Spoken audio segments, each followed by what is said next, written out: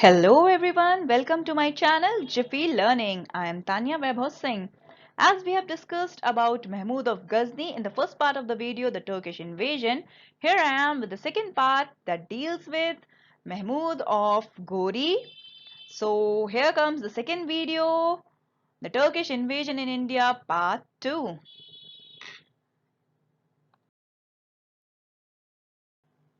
Let's start the video by discussing some of the details about Muhammad Ghori. So he was born in 1149 and he was assassinated in 1206. Talking about Muhammad Ghori, so he was the next invader to invade India after Mahmud of Ghazni और इनका royal title था मोइजुद्दीन और as a prince इनको बुलाया जाता था शहाबुद्दीन के नाम से and he belong to the Ghurid dynasty जिसने गजनविद्स को रिप्लेस किया था। गजनविद डायनेस्टी वही है जिससे महमूद ऑफ गजनी बिलोंग करते थे and his dynasty was known as Ghori क्योंकि इनकी फैमिली जिस टेरिटरी से बिलोंग करती थी that was known as the territory of Ghor जो कि अफगानिस्तान का एक पार्ट था।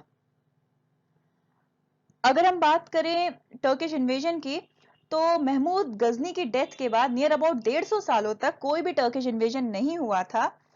सो दैट मीन्स 150 सालों के बाद सबसे पहले इंडिया पे अटैक किया था शहाबुद्दीन ने और उसने कैप्चर की थी मुस्लिम स्टेट्स और मुस्लिम टेरिटरीज को जो कि मुल्तान था और कुछ फोर्ट्रेस थे उच के उनको कैप्चर किया था महमूद ऑफ गौरी ने।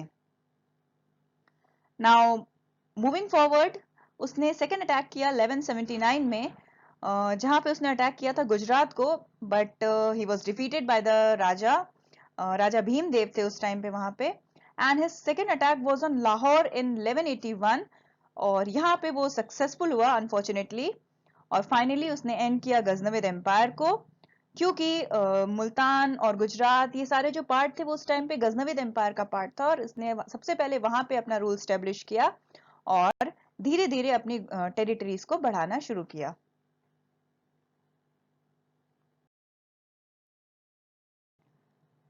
Moving forward, let's discuss some of the causes of the Ghorian invasion.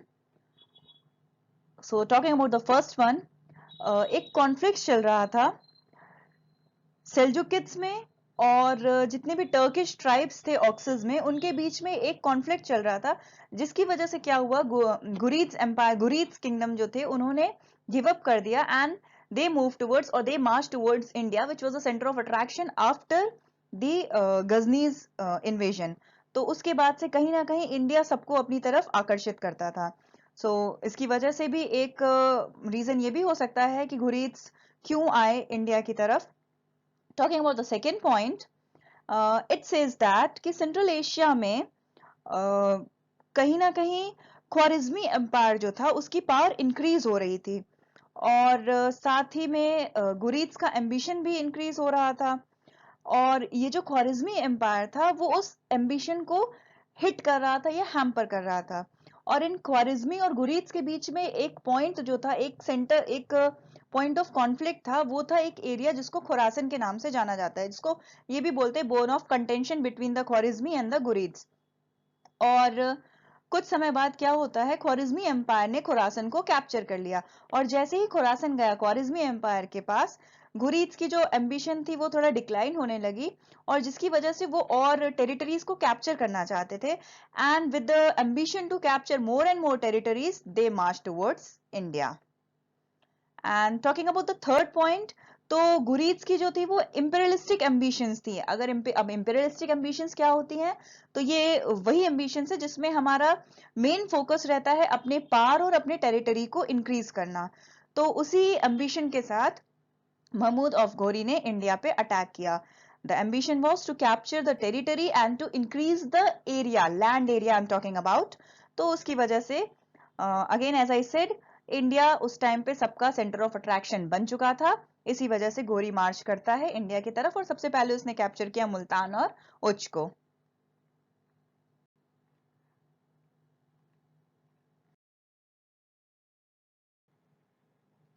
Now let's move forward and discuss some of the invasions of Mahmud of Ghori.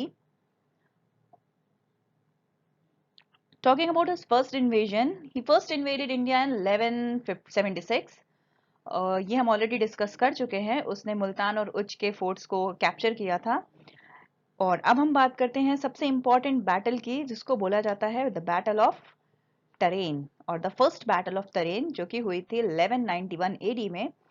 इसमें क्या हुआ था, ये बैटल हुई थी भटिंडा के फोर्ट के लिए, जिसको घोरी ने कैप्चर किया 1189 में, और उसके बाद ही progress towards the kingdom of the great Prithviraj Chauhan, and Mahmud of Ghori was defeated by Prithviraj Chauhan in the first battle of Tarain. पहली बैटल ऑफ टरेन जो हुई थी 1191 एडी में, वहां पे महमूद ऑफ गौरी डिफीट हो गया था और भटिंडा वापस से चला गया था पृथ्वीराज चौहान के हाथों में। Now let's discuss about the battle जिसने इंडियन हिस्ट्री को बदल के रख दिया।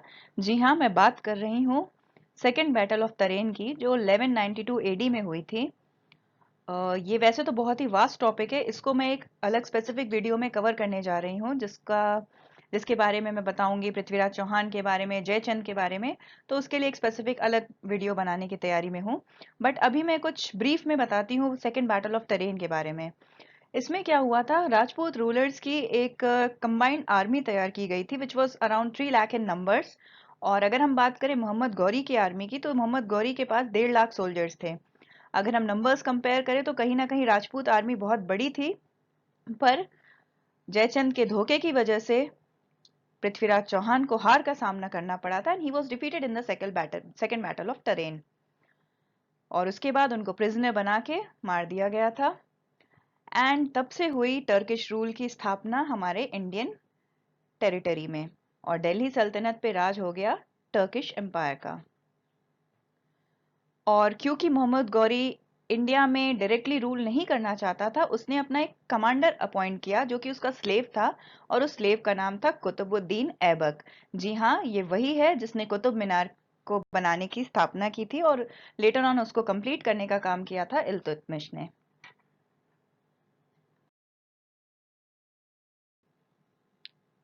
Now let's discuss about some of the expansions of Mahmud of Ghori.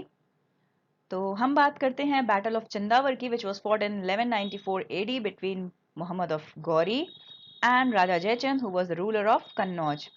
So in this battle, Raja Jayachand was defeated and killed. So finally, एक धोखेबाज के साथ वही हुआ जो होना चाहिए था। जी हाँ, अगर हम बात कर रहे हैं राजा जयचंद की, तो इसको इंडियन हिस्ट्री का सबसे बड़ा धोखेबाज बोला जाता है, because he was the person who joined hands with Mohammad Ghori to defeat Prithviraj Chauhan in the second battle of Tarain. जी हाँ, इसने महमूद गौरी के साथ पार्टनरशिप करके पृथ्वीराज चौहान को सेकेंड बैटल ऑफ तरेन में डिफीट करवाया था, और फाइनली खुद हार जाता है मोहम्मद गौरी के सामने बैटल ऑफ चंदावर में। तो अपनी इंडियन हिस्ट्री तो ऐसे बहुत सारे ट्रेटर से भरी पड़ी हुई है, और कहते हैं ना, वो सियासत ही क्या जहां पे धोखेबाजी ना हो। And moving forward, let's talk about the conquest of Bengal and Bihar. ये भी बहुत डार्क फेज था इंडियन हिस्ट्री का। मोहम्मद बिन बख्तियार खिलजी, जो कि मोहम्मद गौरी का एक कमांडर था, उसने विक्रमशिला को 1202 और नालंदा यूनिवर्सिटी 1203, इन दोनों ही यूनिवर्सिटीज को बहुत बुरी तरह से डिस्ट्रॉय कर दिया था। And these two universities were considered as the centre of learning in India at that time. बहुत सारे फॉरेन लर्नर्स और टीचर्स आते थे, and it was considered as the centre of education, और इनका बहुत ही अलग ही इंपॉर्टेंस था to spread the education in India, और सबसे पहले इसी को डिस्ट्रॉय किया गया।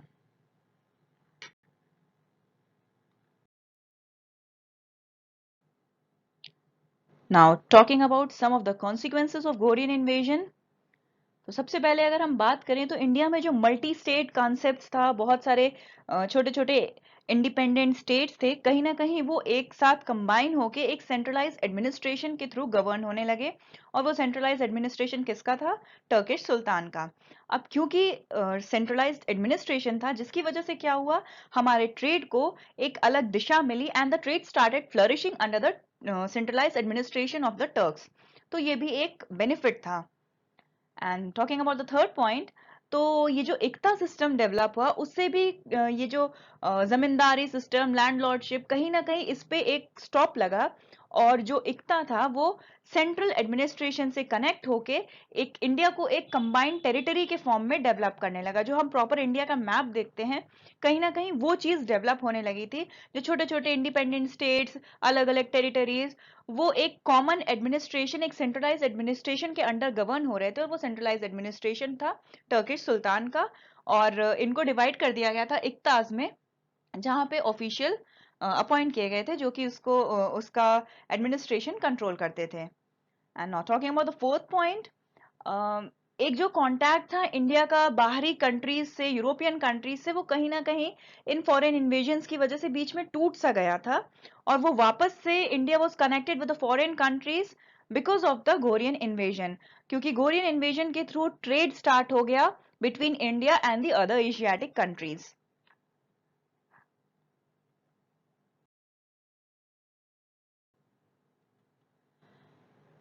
Now, moving forward, let's talk about the death of Muhammad of Ghori. तो इसकी भी एक हिस्ट्री है। He was assassinated on 25th of March 1206 AD in Central Asia by some of the Shia rebels. उनको मार दिया गया था। एंड अगर हम महमूद गौरी की बात करें तो इनको बोला जाता है the real founder of the Turkish empire in India, because उनके बहुत सारे ऐसे इन्वेजन्स थे जिसने एक नींव रखी टर्किश एम्पायर की इंडिया में। अगर हम बात करें बैटल ऑफ तरेन की, बैटल ऑफ चंदावर की, और उन्होंने जो कैप्चर किया था मुल्तान को, उच्च को, भटिंडा को, ये सारी चीजें जो राजपूत एम्पायर के अंडर बहुत अलग अलग छोटे छोटे इंडिपेंडेंट स्टेट्स डेवलप हो रहे थे, कहीं ना कहीं वो टर्किश एम्पायर में एक साथ कंबाइन हो गए थे, और वो यूनिटी या centralise administration, centralise governance develop हो रहा था अंडर महमूद गौरी। तो इसकी इंडिया को सेंट्रलाइज करने का श्रेय तो ऑब्वियसली महमूद ऑफ गौरी को ही जाता है। एंड टॉकिंग अबाउट अगर सेंट्रलाइज एडमिनिस्ट्रेशन, तो ये हम बात कर रहे हैं the upper part of India और द नर्दर्न इंडिया, जहां पे रूल हुआ करता था राजपूत्स का।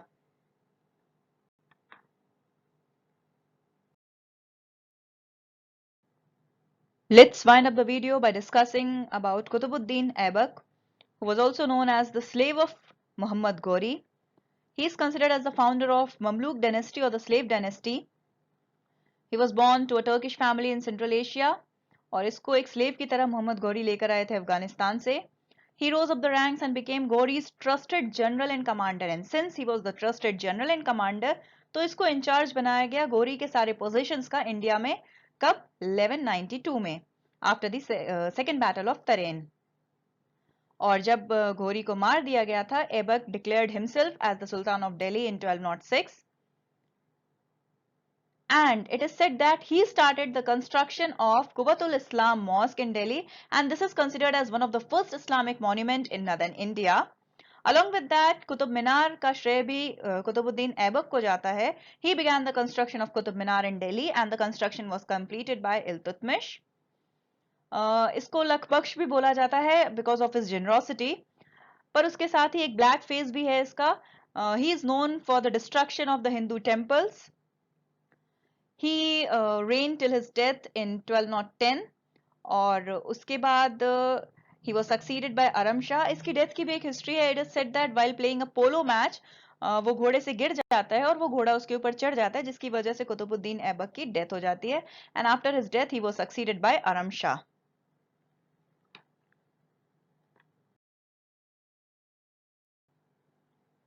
So finally, we are winding up the Turkish invasion.